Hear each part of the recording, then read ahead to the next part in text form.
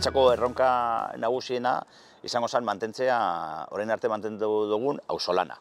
Dut esan, 1200 pertsona eramateko jai batera, lan egiten bolondrez modun, hori zuzen dau, auzolan pilo bat emarko dugula, eta hori uste dut dela gure erronka potentena egin beharko duguna. Bai, nik pixka bat gehituz garik dioena, ez da?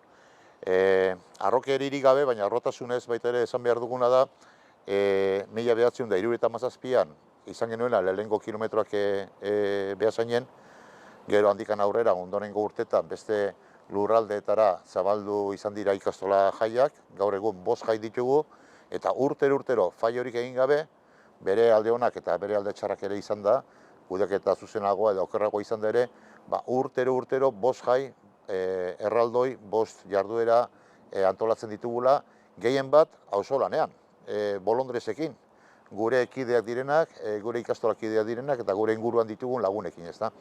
Eta ez dut uste hori,